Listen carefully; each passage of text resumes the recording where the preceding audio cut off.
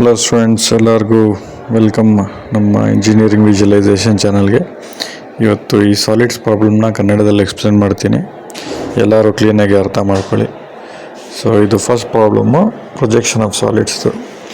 ಏನು ಕೊಟ್ಟಿದ್ದಾನೆ ಕ್ವಶನಲ್ಲಿ? Square prism of 35 mm sides and axis 60 mm rest on HP on one of its edges of the base which is incline to VP at 30. ಇದು normal type problem. Inclination to HP axis ಇರ್ತದೆ. ನೀವು ಯಾವಾಗಲೂ inclination to VP ನೋಡಬೇಕು. ಅದು base ಹಿಡಿಚಿದ್ರೆ normal type, with respect to axis ಇದ್ದರೆ ಅದು ಬೀಟ್ ಆ್ಯಂಗಲ್ಲು. ಸೊ ಫಸ್ಟು ನಾವು XY ಲೈನ್ ಬರಿತೀವಿ, VP HP ಬರಿತೀವಿ. ಯಾಕಂದರೆ ಇದೆಲ್ಲ ಪ್ರೊಜೆಕ್ಷನ್ ಆಫ್ ಪ್ಲೇನ್ಸಿಂದ ಮತ್ತು ಲೈನ್ಸ್ ಇವೆಲ್ಲ ಫಸ್ಟ್ ಕ್ವಾಡ್ರೆಂಟಲ್ಲಿ ಫಾಲ್ ಆಗುತ್ತೆ. ಸೊ XY ಬರೀರಿ, VP HP. ಯಾವಾಗಲೂ ಪ್ರಾಬ್ಲಮ್ ಸಾಲ್ವ್ ಮಾಡಬೇಕಾದ್ರೆ ನೀವು ಕ್ವಶನ್ನ ಒಂದೆರಡು ಸಲ ಓದಿ ಅರ್ಥ ಮಾಡ್ಕೊಳ್ಳಿ. ಕ್ವಶನ್ ಯಾವುದು, ಯಾವ ಟೈಪ್ ಕ್ವಶನ್ ಅಂತ ನಿಮ್ಗೆ ಅರ್ಥ ಆಗ್ಬಿಟ್ರೆ ಭಾಳ ಈಸಿಯಾಗಿ ಸಾಲ್ವ್ ಮಾಡ್ಬೋದು, ಆಯಿತಾ? ರೆಕ್ಟ್ಯಾಂಗಲ್ ಬೈ ಸೆಂಟರ್ ಕಮಾಂಡ್ಗೆ ಹೋಗಿ ಇಲ್ಲಿ ನೀವು ವಿಡ್ತ್ ಮತ್ತು ಹೈಟ್ನ ಡೈರೆಕ್ಟಾಗಿ ಕೊಡ್ಬೋದು. ನಾನಿಲ್ಲಿ ಡಿಫ್ರೆಂಟ್ ಕಲರ್ಸ್ ಯೂಸ್ ಮಾಡಿದ್ದೀನಿ, ನಿಮ್ಗೆ ಕ್ಲೀನಾಗಿ ಗೊತ್ತಾಗಲಿ ಅಂತ. ವಿಡ್ತ್ 35, ಟ್ಯಾಬ್ ಬಟನ್ ಒತ್ತಿ. ಸೊ ಹೈಟು 35, ಆ್ಯಂಗಲ್ 0 ಕೊಡಿ, ನಿಮಗೆ ಸ್ಕ್ವೇರ್ ಬಂದ್ಬಿಡುತ್ತೆ. Square of dimension 35 with respect to edge. ನೀವು ಕಾರ್ನರಲ್ಲಿ ಕೂಡಿಸ್ಬೇಕಾದ್ರೆ ಆ್ಯಂಗಲ್ 45 ಕೊಡಬೇಕು, ಓಕೆನಾ? ಇಲ್ಲಿ ಆ್ಯಂಗಲ್ 0 ಕೊಡಿ.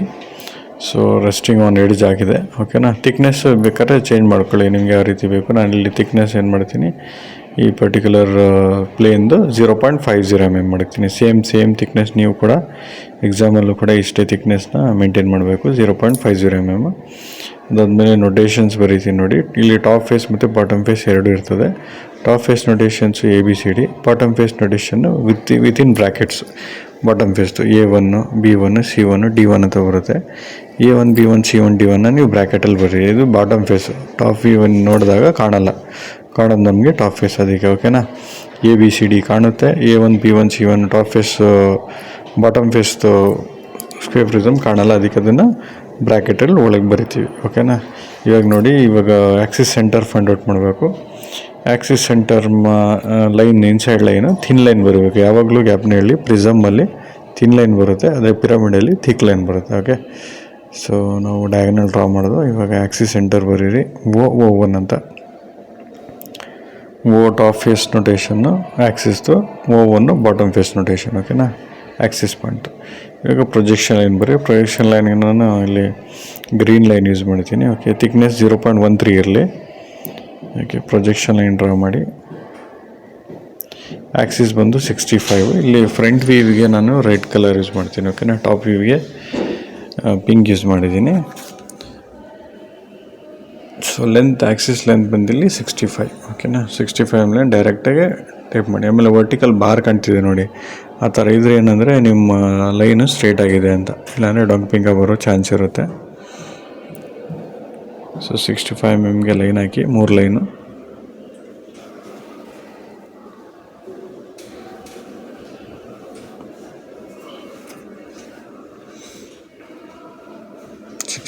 ಜಾಯಿನ್ ಮಾಡಿ ಇವಾಗ. ಸೊ ಫ್ರಂಟ್ ವ್ಯೂ ಆಫ್ ಇದು ಪ್ರಿಸಮ್ ಯಾವಾಗಲೂ ರೆಕ್ಟ್ಯಾಂಗ್ಯುಲರ್ ಫೇಸ್ ಇರ್ತದೆ. ಡೈಮೆನ್ಷನ್ ತೋರಿಸಿ. So front view 65, top view 35, base ಹಿಡ್ 35 ತಾನೆ. ಸೊ ನೇಮಿಂಗ್ಸ್ ಬರೀರಿ. ಇನ್ನು ನೋಡಿ, ಇವಾಗ ಫ್ರಂಟ್ ವ್ಯೂಯಿಂದ ನೋಡಿದಾಗ ನಮಗೆ A' ಮತ್ತು B' ಕಾಣುತ್ತೆ, C' D' ಕಾಣಲ್ಲ. ಯಾವುದ್ರದ್ದು? ಟಾಪ್ ಫೇಸ್ ನೊಟೇಷನ್ದು, ಓಕೆನಾ? D' ಬ್ರ್ಯಾಕೆಟಲ್ಲಿ, C' ಕೂಡ ಬ್ರ್ಯಾಕೆಟಲ್ಲಿ. ಅದೇ ರೀತಿ ನಾವು ಈಗ ಬಾಟಮ್ ಫೇಸಲ್ಲಿ ಹಂಗೆ A1' ಮತ್ತು B1' ಕಾಣುತ್ತೆ, D1' ಮತ್ತು C1' ಕಾಣಲ್ಲ ನಮಗೆ.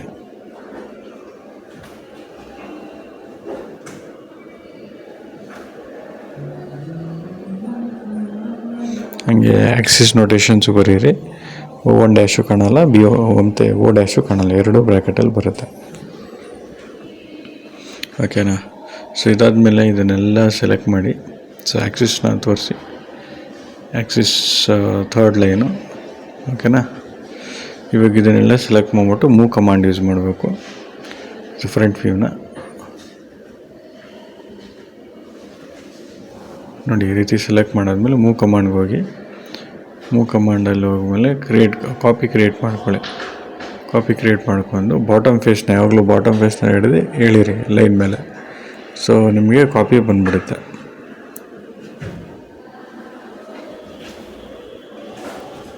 ಇನ್ನೊಂದು ಸಲ ತೋರಿಸ್ತೀನಿ ನೋಡ್ಕೊಳ್ಳಿ ಕ್ಲೀನಾಗಿ.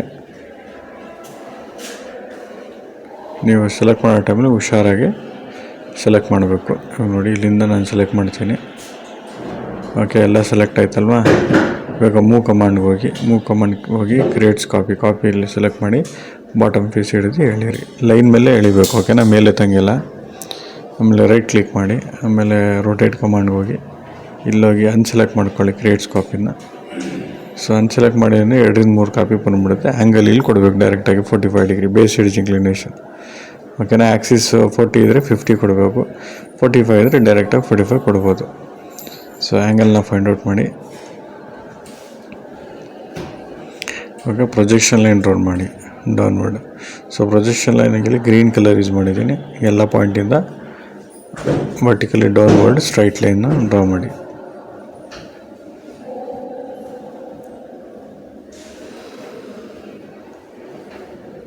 ಭಾಳ ಸಬ್ಸ್ಕ್ರೈಬರ್ಗಳು ವೀಡಿಯೋನ ನೋಡ್ತಾರೆ, ಆದರೆ ಸಬ್ಸ್ಕ್ರೈಬ್ ಮಾಡಲ್ಲ.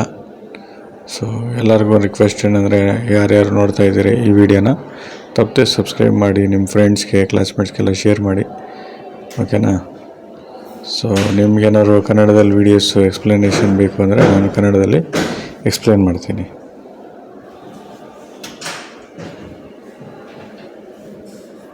ಸೊ ಬಾಟಮ್ ಫೇಸ್ ನೊಟೇಷನ್ ಬರ್ಕೊಳ್ಳಿ. A1 B1 C1 D1, ಓಕೆನಾ? ಇದು O1. ಅದೇ ರೀತಿ ಇಲ್ಲಿ top face notation A B C ಮತ್ತು D, ಓಕೆನಾ? ಸೊ ಇಲ್ಲಿ ನಮಗೆ 3 ಸ್ಟೆಪ್ ಫಾಲೋ ಮಾಡಬೇಕು ಟಾಪ್ ಫೇಸ್ ನೊಟೇಷನ್ ಬರಬೇಕಂದ್ರೆ. ಫಸ್ಟು ಔಟರ್ ಬೌಂಡ್ರಿ ಲೈನ್ ಯಾವಾಗಲೂ ಥಿಕ್ ಲೈನ್ ಇರುತ್ತೆ. So again magnetic colour use ಮಾಡ್ತೀನಿ. ಡಿಫ್ರೆಂಟ್ ಕಲರ್ಸ್ ಯಾಕೆ ಯೂಸ್ ಮಾಡ್ತಿರೋದಂದರೆ, ಸೊ ನಿಮಗೆ ಗೊತ್ತಾಗಲಿ ಟಾಪ್ ವ್ಯೂ ಯಾವುದು ಫ್ರಂಟ್ ವ್ಯೂ ಯಾವುದು. ಸೊ ಟಾಪ್ ವ್ಯೂ ಎಲ್ಲ ಮ್ಯಾಗ್ನೆಟಿಕ್ ಕಲರು. ಸೊ ಕನೆಕ್ಟ್ ಮಾಡಿ ಒಂದೊಂದಾಗೆ.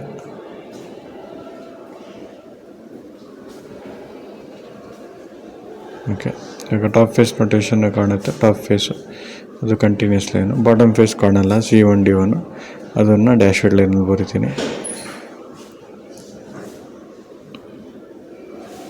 ಸೊ ಫೈನಲಾಗಿ ಆಕ್ಸಿಸ್ ಲೈನ್ ಒಂದು ಬರೀಬೇಕು. ಆಕ್ಸಿಸ್ ಲೈನ್ನ ತಗೊಳ್ಳಿ, 3ನೇ ಲೈನ್ ಅದು. O1ಇಂದ ಓವರ್ಗೆ ಝೂಮ್ ಮಾಡಿಬಿಟ್ಟು ಕನೆಕ್ಟ್ ಮಾಡಿದ್ದೀನಿ. ಎಕ್ಸ್ ಮಾರ್ಕ್ ಬರಬೇಕು, ಓಕೆನಾ? So second position top view ಆಯಿತು. ಇವಾಗ third position.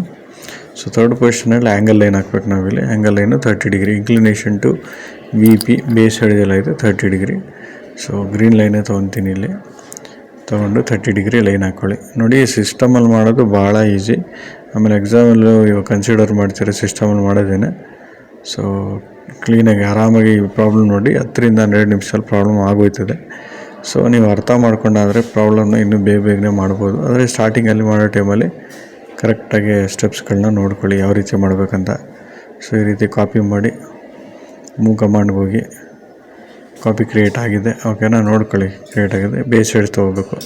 C1 point angle line ಮೇಲೆ ಕೂರಿಸಿ, ಸರಿನಾ? ಹಂಗೆ ಬಿಡಿ. ಆಮೇಲೆ ರೊಟೇಟ್ಗೆ ಹೋಗಿ, ಆಲ್ರೆಡಿ ಸೆಲೆಕ್ಟ್ ಆಗಿರ್ತದೆ ಅದು.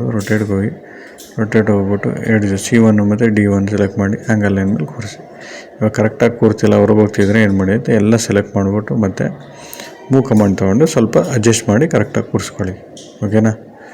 ಈ ರೀತಿ ಸ್ವಲ್ಪ ಮೇಲ್ ತಗೊಳ್ಳಿ, ಬಂದ್ಬಿಡುತ್ತೆ ಕೂತ್ಕೊಂಡು, ಸರಿ ಅಲ್ವಾ? ಇವಾಗ ಪ್ರೊಜೆಕ್ಷನ್ ಲೈನ್ ಡ್ರಾ ಮಾಡಿ ಎಲ್ಲ ಪಾಯಿಂಟಿಂದ ಮೇಲೆ ಮತ್ತು ಹಾರಿಜಾಂಟಲಾಗಿ.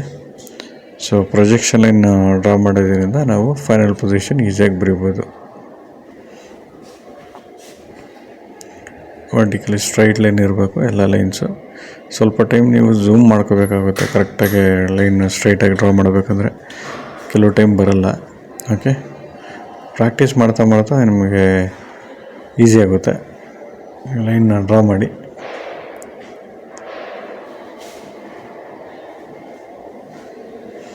ಓಕೆ, ಭಾಳ ಜನ ಚಾನಲ್ನ ನೋಡ್ತಾರೆ ಆದರೆ ಸಬ್ಸ್ಕ್ರೈಬ್ ಮಾಡಲ್ಲ. ಸೊ ಭಾಳ ಜನಕ್ಕೆ ರಿಕ್ವೆಸ್ಟ್ ಏನಂದರೆ ತಪ್ಪದೆ ಎಲ್ಲರೂ ಸಬ್ಸ್ಕ್ರೈಬ್ ಮಾಡಿ, ನಿಮ್ಮ ಫ್ರೆಂಡ್ಸ್ಗೆ ಕ್ಲಾಸ್ಮೇಟ್ಸ್ಗೆಲ್ಲ ಶೇರ್ ಮಾಡಿ ವೀಡಿಯೋಸು.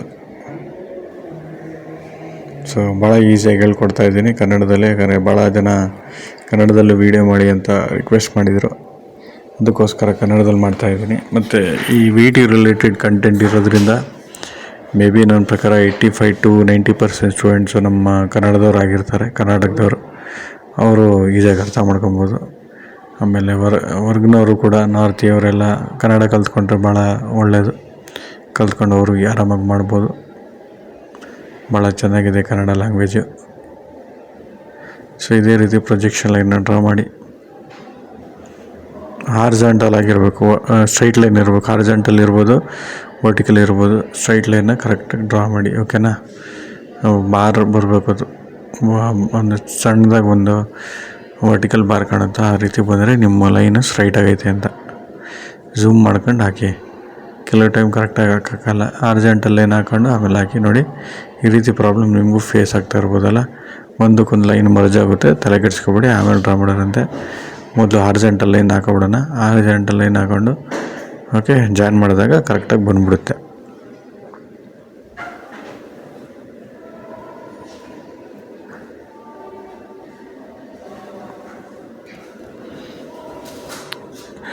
ಸೊ ಗೆಳೆಯರೆ, ನಮ್ಮ ಚಾನಲಲ್ಲಿ ಎಲ್ಲ ಟಾಪಿಕ್ಕು ಕವರ್ ಮಾಡಿದ್ದೀವಿ. ಇಂಜಿನಿಯರಿಂಗ್ ಡ್ರಾಯಿಂಗ್ದು, ಕ್ಯಾಡ್ದು, ಪಾಯಿಂಟ್ಸ್ ಇರ್ಬೋದು, ಲೈನ್ಸ್ ಇರ್ಬೋದು, ಬೇಸಿಕ್ಸ್ ಇರ್ಬೋದು, ಪ್ಲೇನ್ಸು, ಸಾಲಿಡ್ಡು, ಐಸೋಮೆಟ್ರಿಕ್ಕು, ಡೆವಲಪ್ಮೆಂಟು, ಸ್ಕೆಚ್ ಬುಕ್ಕಲ್ಲಿ ಹೆಂಗೆ ಮಾಡೋದು, ಮತ್ತು ಸಾಫ್ಟ್ವೇರಲ್ಲಿ ಸಾಲಿಡ್ ಸಾಫ್ಟ್ವೇರಲ್ಲಿ ಹೆಂಗೆ ಮಾಡೋದು, ಎಲ್ಲ ರೀತಿ ವೀಡಿಯೋಗಳಿವೆ.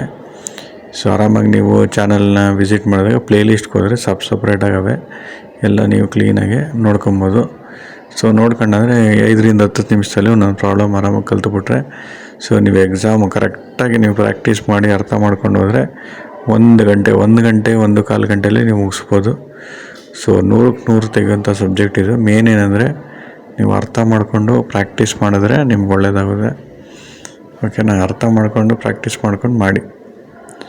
ಈ ಸಬ್ಜೆಕ್ಟ್ನ ನೀವು ಮಗಪ್ ಮಾಡೋಕ್ಕಾಗಲ್ಲ, ಕಾಪಿ ಮಾಡೋಕ್ಕಾಗಲ್ಲ. ನೋಡಿ, nearest point XY line C ಇದೆ.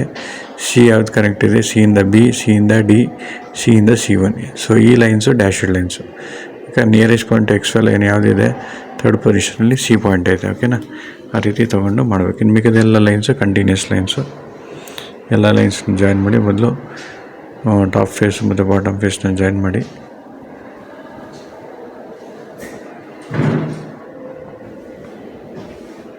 ಬಿಯಿಂದ B1 ನೋಡಿ, ಇವೆಲ್ಲ ಕಂಟಿನ್ಯೂಸ್ ಲೈನ್. ಫಸ್ಟು ಡ್ಯಾಶಡ್ ಲೈನ್ ಹಾಕ್ಬಿಟ್ಟ ಅಂದರೆ ಮಿಕ್ತನ ಲೈನು ಭಾಳ ಈಸಿಯಾಗಿ ಹಾಕ್ಬೋದು. ಓಕೆ ನೋಡಿ, ಮುಗೀತು ಪ್ರಾಬ್ಲಮ್ಮು. ಫೈನಲಾಗಿ ಆಕ್ಸಿಸ್ ಹಾಕಬೇಕು. ಆಕ್ಸಿಸ್ ತಗೊಂಡಾದರೆ ಮುಗೀತು ಕತೆ.